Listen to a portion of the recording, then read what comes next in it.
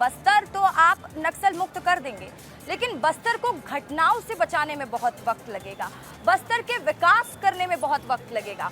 और आज जैसे देश के गृह मंत्री अमित शाह जब पहुंचे तो उन्होंने कहा कि 2031 तक हम स्कूल खोलने का प्लान है, लोगों के राशन कार्ड बनाए जा सके, जो तमाम सुविधाएं हैं लोगों को मिलनी चाहिए वो मिल सके। तो इसको लेकर आप क्या कहेंगे?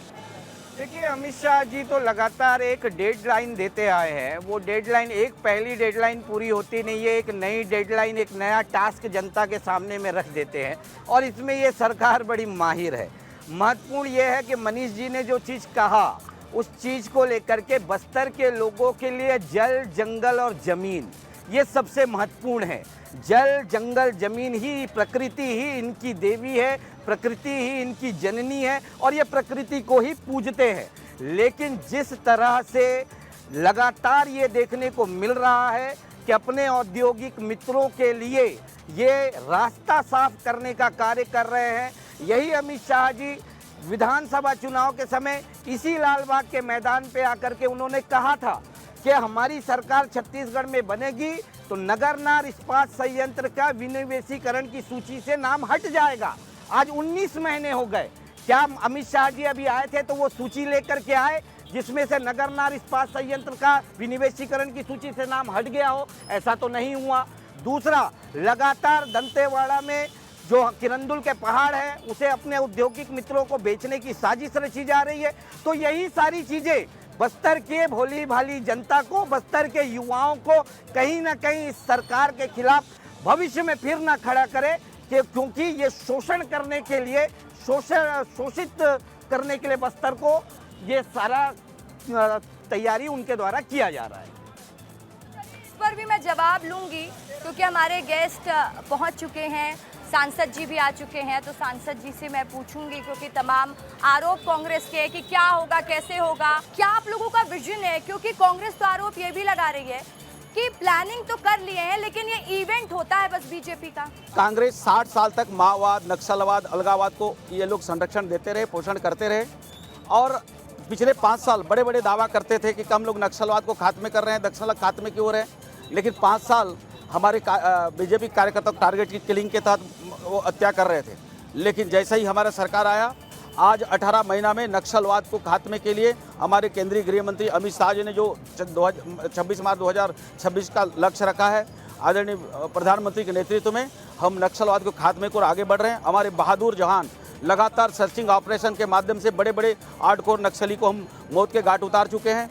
आज आत्मसमर्पण कर रहे हैं, कभी बोखलाहट में बातचीत का बात करते हैं, कभी हथियार समर्पण की बात कर रहे हैं। इस प्रकार से हम कामयाबी की ओर बढ़ रहे हैं। आने वाला समय में हम निश्चित ही सवाल पूछना चाहूंगी क्योंकि आपकी हमने वो तस्वीर भी देखी थी जब आप खुद अमित शाह जी को आमंत्रित करने बस्तर दशहरा के लिए पहुंचे हुए थे। तो क्या उम्मीद थी, क्या प्लानिंग थी आप लोगों की? क्योंकि पहले एक वक्त था बस्तर में बड़े बड़े नेता आ ही नहीं सकते थे, इतना नक्सलवाद का दंश था। लेकिन आज एक वक्त है जब प्रधानमंत्री आते हैं, देश के गृह मंत्री आते हैं, तो आप क्या उम्मीद लेकर गए थे और आज के कार्यक्रम में आपने क्या अलग देखा? देखिए, आराध्य माई दंतेश्वरी मावली माता कृपा से 600 वर्ष पूर्व हम एक गौरवशाली परंपरा, सांस्कृतिक परंपरा हमको मिला था। उस परंपरा को 600 वर्ष हम निर्वहन करते आ रहे हैं और हमारे बस्तर जिला का ऐतिहासिक धरोहर सीरासार भवन में मुरिया दरबार पहले भी लगता था और मुरिया दरबार में हमारे उस समय के रियासत परिवार के सदस्यों के द्वारा सदस्यों के समक्ष हमारे मांझी चालकी बस्तर के समस्याओं को लेकर, जल, जंगल, जमीन की रक्षा को लेकर वो फरियाद रखते थे और उसका समाधान भी होता। आपको बता दूं, 1933 में अंग्रेजों के द्वारा हैदराबाद का निजाम को बैलाडीला का लोहा को बेचा गया था। उस समय यही दशहरा के कारण, यही एकता के कारण हम बचा के रखे। लेकिन आज लोकतांत्रिक देश में हमारी चुनी हुई सरकार, चुनी हुई जनप्रतिनिधि इसका समाधान करेंगे। इसलिए माननीय अमित शाह को हमने आमंत्रित किया था और सहज स्वीकार करते हुए ये मुरिया दरबार में शामिलित हुए और मांझी चालकी और समस्त बस्तर की ओर से हमने बस्तर में शांति स्थापित करने का मांग रहे हैं। देश के गृह मंत्री बोल कर गए हैं मंच से कि बस्तर में हर घर तक सिलेंडर हो, हर बच्चा स्कूल में पढ़े, 2031 का टारगेट ले रहे हैं। तो क्या संभव हो पाएगा? कर लेंगे ये सारी चीजें आप लोग? देखिए, आज रोड, सड़क, बिजली, पानी, शिक्षा, स्वास्थ्य से अगर हमारे अंतिम छोर के लोगों को अगर वंचित होना पड़ा है तो सबसे बड़ा रोड़ा माओवाद है, नक्सलवाद है और कांग्रेस का नीति रहा है, लेकिन हमारा नीति आज स्पष्ट है।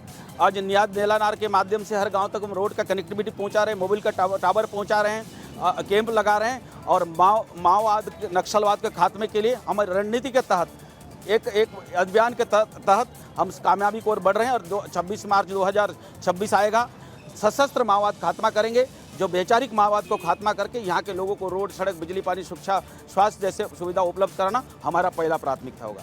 2026 की जो डेडलाइन है सांसद जी, उस डेडलाइन में नक्सलवाद का खात्मा तय है ना, फिर बस्तर आज़ाद हो जाएगा ना? कहीं ऐसा तो नहीं उसके बाद नक्सली फिर से रिवर्ट करें, उसको लेकर प्लानिंग है सरकार की कोई? देखिए, वो डेडलाइन के और हम आगे बढ़ रहे हैं और डेडलाइन के समय में सशस्त्र माओवाद को खात्मा करना हमारा पहला प्राथमिकता और खात्मा होगा। वैचारिक माओवाद अगर रहेगा, इसलिए हमने कहा है, हमारे गृह मंत्री जी ने कहा है, कोई बातचीत नहीं होगा, कोई समझौता नहीं होगा। अगर बस्तर इसमें चाहते वास्तव में जल जंगल जमीन की हितैषी है, हथियार डाल दे और ससम्मान आत्मसमर्पण करें, अन्यथा साम दाम दंड वेद नीति अपनाना पड़े तो अपनाएंगे और नक्सलवाद का खात्मा करने के लिए कोई समझौता नहीं होगा। बिल्कुल।